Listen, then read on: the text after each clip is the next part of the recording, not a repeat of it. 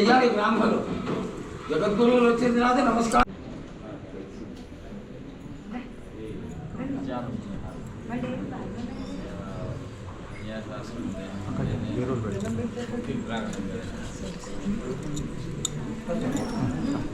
దండం పెట్టుకున్న కొద్దిగా పక్క జరిగితే వేరే వాళ్ళు కూడా పెట్టుకుంటారమ్మా, ఏమనుకోకండి.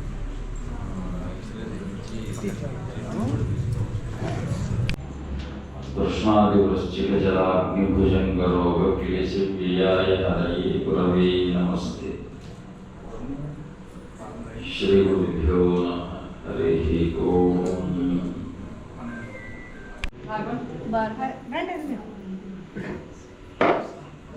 వాడేడి భార్గవేడి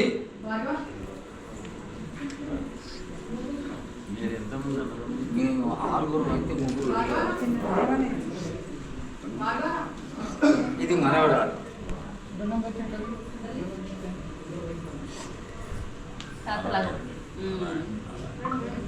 భార్గవ శాంతి.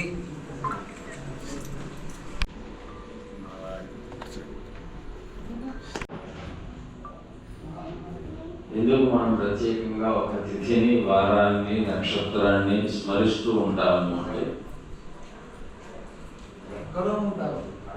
దాని విశేషాన్ని మనం తెలుసుకొని ఏం చేస్తే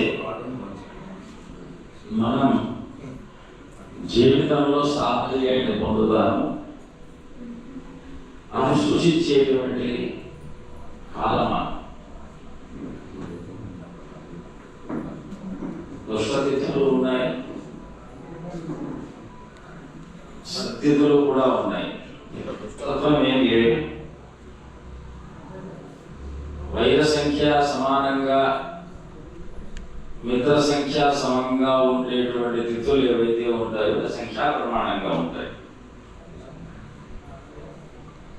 ఆ సంఖ్యలో ఒక సంఖ్యకు అధిష్టాన దేవతగా కొన్ని గ్రహాలు మనకు శాస్త్రపరంగా వస్తూ,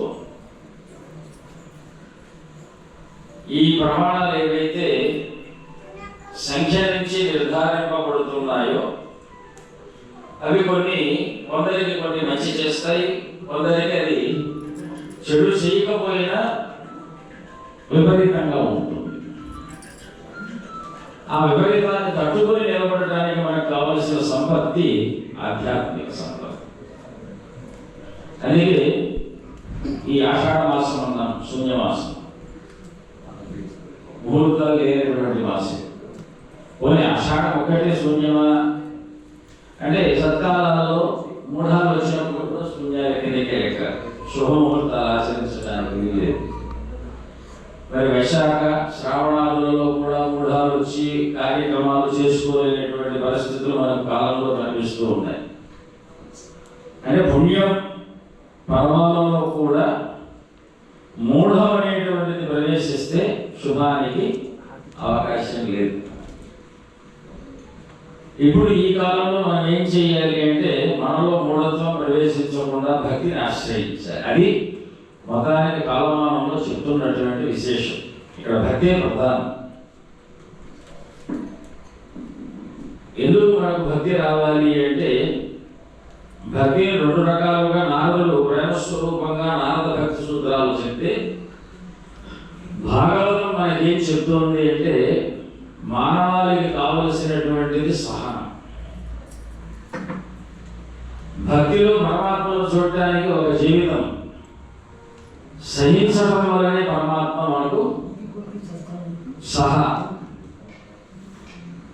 ఆయనతో పాటు మనకు సాహచర్యం ఏర్పడుతుంది.